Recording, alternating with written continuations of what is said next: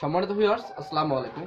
আমি মোহাম্মদ ইনামুল টিপু। আজকে আবার চলে এসেছে যুব আগ্রহের পক্ষ থেকে আপনাদের সামনে আমার যে দেশি মুরগির প্রতিবেদন, দেশি মুরগির প্রজেক্ট চলছে, সেই প্রজেক্টের প্রতিবেদন যে প্রতিদিন তুলে ধরি, তাই ধারাবাহিকতায় আজকে আপনাদের আমি একটা গুরুত্বপূর্ণ জিনিস দেখাতে যাব। সেটা হচ্ছে যে দেশি মুরগিকে আমরা যেহেতু ছেড়ে দিচ্ছি না, ছেড়ে পাচ্ছি না, আবদ্ধ অবস্থায় পাচ্ছি, সেক্ষেত্রে আমরা শুধু ভিটামিন কিংবা ফিডের সাথে নির্ভরশীল না হয়ে সপ্তাহে 1-2 দিন লাল শাক, নিমের পাতা এগুলো খাওয়াতে পারি। তবে আমি আজকে লাল শাক খাওয়ানোর বিষয় নিয়ে আপনাদের সাথে আলোচনা করবো। দেখেন আমি অলরেডি লাল শাক খাইতে দিয়েছিলাম, এগুলো খেয়ে নিছে। আবার জাস্ট শুধু এভাবে লাল শাক মুড়ি ধরে কিনে নিয়ে এসে এভাবে বেঁধে দিলেই ওরা খেয়ে নিবে।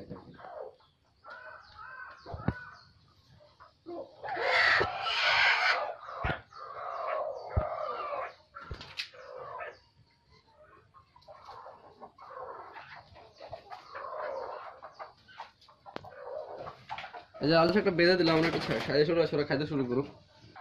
আমরা ছোটবেলা থেকে শুনে আসছি যে লাল শাক আমাদের ভিটামিন এ,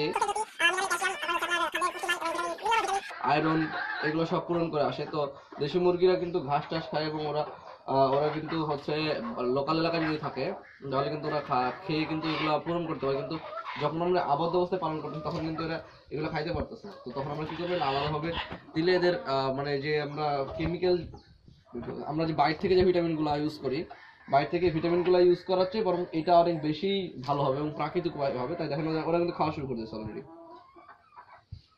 দেখেন ঠুকায় খাওয়া শুরু করে দিয়েছে। আপনাকে কিছু করা লাগবে না, শুধু বেঁধে দেবেন আর আগে খেয়ে নেবেন। লাল শাকের জাহামরির দাম তাও কিন্তু না, লাল শাকের দাম তেমন একটা বেশি না। এটা আপনারা সপ্তাহে 1 দিন কিংবা 15 দিন 1 দিন করতে পারেন, আপনার মুরগির জন্য ভালো হবে। এবং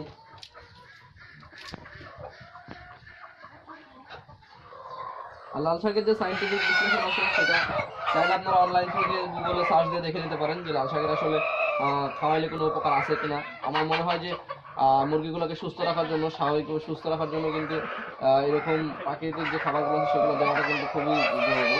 বেঁধে দিলাম, এটা খাতে থাকবে না। আর হচ্ছে বিষয়টা হলো যে আমরা দেখেন পানির সাথে কিন্তু ভিটামিন দিচ্ছি। এই ভিটামিনগুলো কিন্তু ভিটামিনের চেয়ে বরং যদি আপনি প্রাকৃতিক ওয়েতে ভিটামিন দিতে পারেন তাহলে কিন্তু আরো ভালো হয়। আপনার ভিটামিনের কস্টিংটা কম লাগবে, খাদ্য ঘাটতি কম লাগবে। তবে সেক্ষেত্রে বেশি না, খুবই সামান্য পরিমাণে খাওয়াবেন।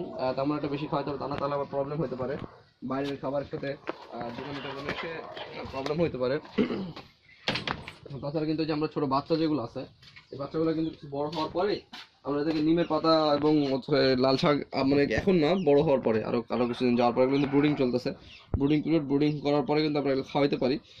তবে খুবই সামান্য পরিমাণ, সামান্য পরিমাণে এগুলো খাওয়াইলে কিন্তু বাচ্চাগুলো সুস্থ থাকবে। এখন সব ঘুম পাড়তেছে বাচ্চাগুলো। আমরা যেখান থেকে ডিম ব্রুডিং করতেছি, ডিম ইনকিউবেশন করতেছি, ইনকিউবেটরে দিয়ে ডিম ফোটাচ্ছি, বাচ্চা ফোটাচ্ছি, বাচ্চাগুলো আবার বড় করে মাংসের প্রসেসিংয়ে চলে যাব। অ্যান্ড দেন তারপরে হচ্ছে আমার বড় সেটা, আবার বড় মুরগি সেটা নিয়ে চলে যাব। তো এইভাবে প্রসেসিংগুলো চলতেছে। আপনাদের আমি জাস্ট শর্টকাটে একটা তথ্য দেওয়ার জন্য আসছিলাম যে লাল শাক খাওয়াতে পারেন দেশি মুরগিকে। আশা করা যায় অনেকেই আপনারা ট্রাই করে দেখবেন। তো যদি ফলাফল ভালো হয় অবশ্যই আমাকে জানাবেন, আমি আপনাদের জানানোর চেষ্টা করবো আরও নতুন কোনো ইনফরমেশন পেলে। তো সে পর্যন্ত ভালো থাকবেন, ধন্যবাদ, আসসালামু আলাইকুম।